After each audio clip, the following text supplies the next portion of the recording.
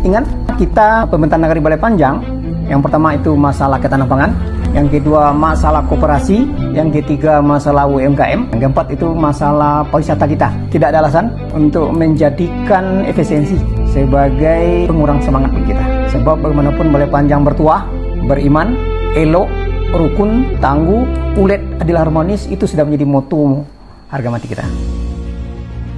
Alam yang indah dan asri menyimpan potensi kekayaan di dalamnya. Adat, tradisi, dan masyarakat yang harmonis menyatu dalam kebinekaan membangun negeri.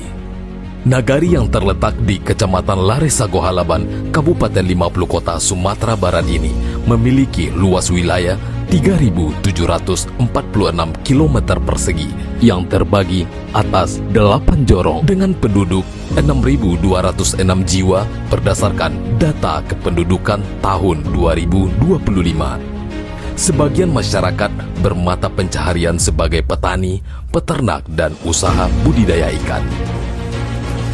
Keindahan alam dan keramah tamahan masyarakat menjadi pondasi bagi pemerintah Nagari dalam mengembangkan pariwisata dengan menggunakan dana desa dan pusat.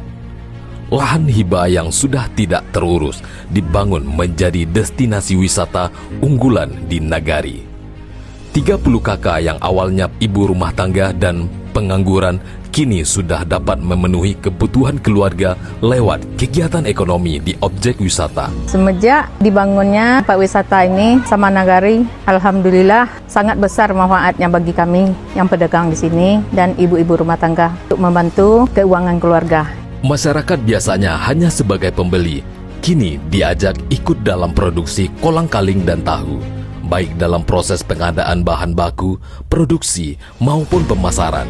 Dengan adanya UMKM pembuatan tahu dan kolang-kaling, dapat membuka lapangan pekerjaan sekaligus menjadi ketahanan pangan di Nagari.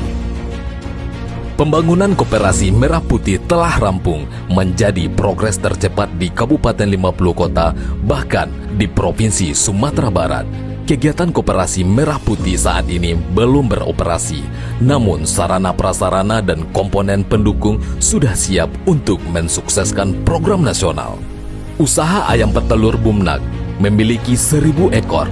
Pada progres pembangunan dan operasional kandang diprioritaskan tenaga kerja dari warga Nagari Balai Panjang, sehingga ini juga dapat membuka lapangan kerja. Pemerintah Nagari melalui Bumnak mengembangkan ketahanan pangan terintegrasi. Nantinya hasil telur ini akan bisa dipasok ke koperasi desa atau pasar tradisional Nagari. Masyarakat dapat belanja dengan harga yang relatif murah di tengah kenaikan harga bahan pokok.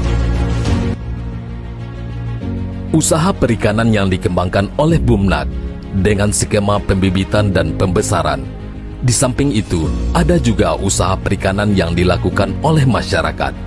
Pembukaan akses jalan oleh pemerintah Nagari berdampak nyata terhadap masyarakat. Lahan masyarakat yang awalnya merupakan lahan tidur dapat dikelola menjadi tambak ikan. Alhamdulillah dengan adanya jalan sarana tani ini, bisa kendaraan masuk untuk ke lokasi awak untuk membangun tebing balik. Alhamdulillah kini lah bisa becak masuk. Dengan bibit ikan yang mudah didapat dan harga yang relatif murah, dapat meringankan usaha masyarakat di bidang tambak ikan, dapat memacu peningkatan ekonomi masyarakat. Pasar tradisional Nagari dibangun oleh Nagari menjadi sentral ekonomi bagi masyarakat. Kegiatan pasar sudah berjalan 14 tahun. 40% pedagang yang berjualan di pasar adalah masyarakat Balai Panjang. 30% pasokan sayur-sayuran, telur, dan ikan berasal dari Bumnak dan petani lokal. Peringatan Hari Bumi hanya dilaksanakan oleh 2 nagari di Kabupaten 50 Kota, salah satunya Nagari Balai Panjang, dengan menggandeng NGO dari Selaras Bumi ASI, dinas terkait di tingkat provinsi dan kabupaten. Kegiatan ini diharapkan dapat mengurangi ancaman perubahan iklim. Pemerintah Nagari, TNI, Polri, dan Dinas Kehutanan melakukan reboisasi lahan terdampak karhutla. Kegiatan ini diharapkan dapat mengurangi resiko kerusakan lingkungan dan ancaman bencana alam. Normalisasi sungai sangat penting dalam menjaga keberlangsungan ketahanan pangan. Pihak Nagari bekerja sama dengan perusahaan PT Agrima 99 memberonjong tepian sungai agar dapat menghindari kerusakan lahan pertanian saat intensitas aliran sungai meningkat. Dalam menghadapi tantangan kenaikan harga bahan pokok, Nagari Balai Panjang sudah siap. Melalui ketahanan pangan terintegrasi, kita punya bahan pokok mulai dari beras, telur, tahu, ikan, cabai, dan sayur. Di samping itu, pemerintah Nagari terus menyalurkan bantuan berupa sembako maupun tunai.